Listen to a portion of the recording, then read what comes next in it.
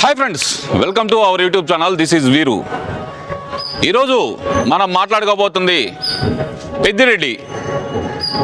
ఎవరా పెద్దిరెడ్డి అంటే? పెద్దిరెడ్డి అంటే ఎవరో తెలియదు, పాపాల పెద్దిరెడ్డి అంటే మాత్రం అందరికీ తెలుస్తుంది. ఏంటయ్యా పాపాల పెద్దిరెడ్డి? ఏంది చంద్రబాబుకి లోకేష్కి రాళ్ల దెబ్బలు తప్పవా? అబ్బా, ముందలా నువ్వు బండి మీద తిరిగి 1000 కోట్లు ఎలా సంపాదించావని చెప్పి మీ ఎమ్మెల్యే అడుగుతున్నాడు. దానికి సమాధానం చెప్పు. దానికి సమాధానం చెప్పే దమ్ము ధైర్యం లేదు.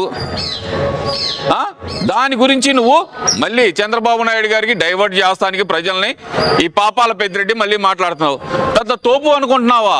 ఆ రోజు ఫీల్డ్లో ఉండాల్సింది ఏది? పోయినసారి చంద్రబాబు నాయుడు గారి మీద మీ పేటీఎం కుక్కలో ఏదైతే కనుక నీ పెంపుడు కుక్కల చేత రాళ్ల దాడి చేయించావో ఆ రోజు నువ్వు ఫీల్డ్లో ఉండాల్సింది, తెలిసేది ఎవరి దమ్మేందో అని. ఆ రోజే తెలుగుదేశం కొదమ సింహాలు వెంటబడితే నీ వీధి కుక్కలు పారిపోయిన తీరు ప్రపంచమంతా చూసింది. నువ్వు ఇప్పుడు కనుక నువ్వు రాళ్ల దాడి చేస్తాను, మళ్ళీ అటాక్ చేస్తానంటే బెదిరేవాళ్ళు బెదిరిపోయేవాళ్ళు ఎవరు లేరు. ప్రతి ఒక్కళ్ళు సిద్ధంగానే ఉన్నారు పాపాల పెద్దిరెడ్డి. నువ్వు ఏదో భయపెట్టాలని చెప్పో ఏదో చేయాలని చెప్పి నువ్వు చూస్తే గనక పెద్దిరెడ్డి నీ ఆదిమూలం చెప్పారు ఎవరు? నీ సొంత ఎమ్మెల్యే, నీ నియోజకవర్గంలో, నీ చిత్తూరు జిల్లాలోనే నీ సొంత ఎమ్మెల్యే చెప్పాడు, నా నియోజకవర్గంలో ఇసుక, శాండు, ల్యాండు, వైను, మైను ప్రతి ఒక్కటి దోచుకుంది పెద్దిరెడ్డి, నాకేం సంబంధం లేదు అన్నాడు. 2024లో గనక పొరపాటున నీ గ్రహస్థితి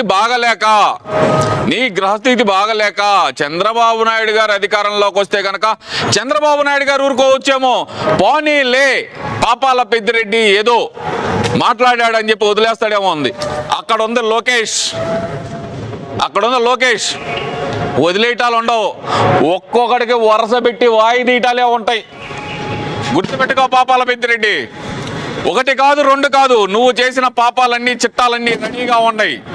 ఎర్ర బుక్ చూస్తే కనుక విజయసాయి రెడ్డి దగ్గర నుంచి కింద స్థాయి పేటీఎం కార్యకర్త దాకా అందరికీ ఉత్సగారుతుంది కదా, అందులో నీ పేరు కూడా ఉంది.